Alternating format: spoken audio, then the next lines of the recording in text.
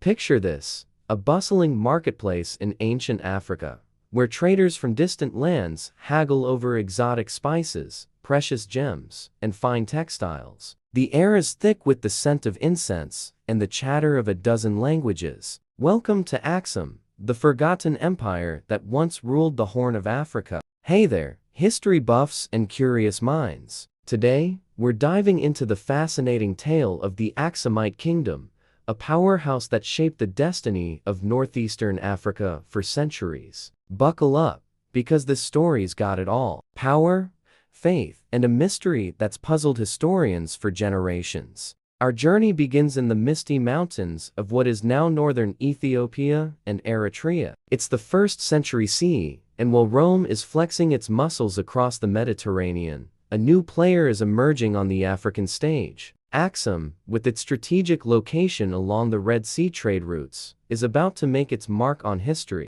Now, you might be wondering, what made Aksum so special? Well, imagine controlling the gateway between Africa and the rest of the ancient world. That's exactly what Aksum did. They were the middlemen, the dealmakers, the ones who could make or break fortunes with a single transaction. From ivory to gold, from slaves to exotic animals, if you wanted it, Aksum could get it for you. For the right price, of course. But Aksum wasn't just about trade. Oh no, these folks had ambition. They built massive stone obelisks, some standing over 100 feet tall, that still baffle engineers today. How did they move those massive blocks of stone? It's a mystery that rivals the construction of the pyramids. And speaking of rivalries, Aksum wasn't afraid to flex its military muscle either. They even gave the mighty Persian Empire a run for its money at one point. Now, let's fast forward to the 4th century. This is where things get really interesting. Picture this, the Aksumite king,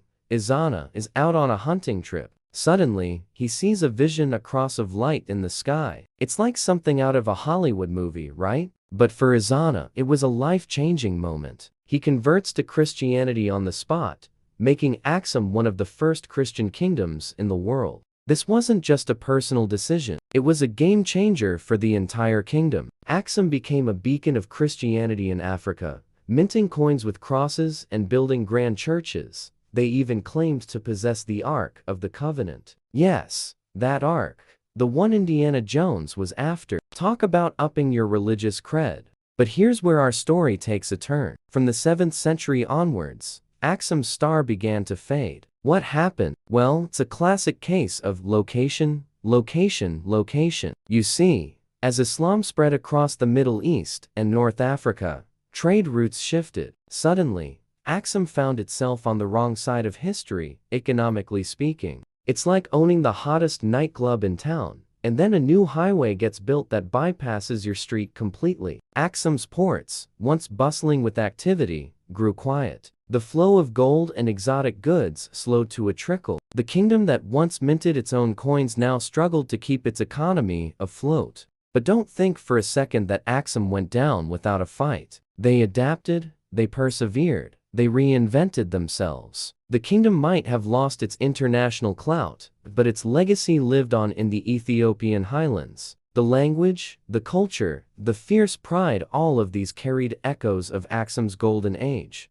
And here's the kicker, Aksum's influence never really died. It just went underground, like a river disappearing into the earth, only to resurface miles away. The Ethiopian Empire, which lasted into the 20th century, traced its roots back to Aksum. Even today, the Ethiopian Orthodox Church, with its unique traditions and ancient Ge'ez language, is a living testament to Aksum's enduring legacy. So, what can we learn from the rise and fall of Aksum? Well, for one, it's a reminder that history isn't just about the big names. We all know Rome, Greece, Egypt. There are incredible stories waiting to be discovered in every corner of the world. Aksum shows us that greatness can emerge from unexpected places, and that the tides of history can lift or sink even the mightiest of kingdoms. But perhaps the most important lesson is this: civilizations may rise and fall, but their impact echoes through the ages. Aksum may be gone,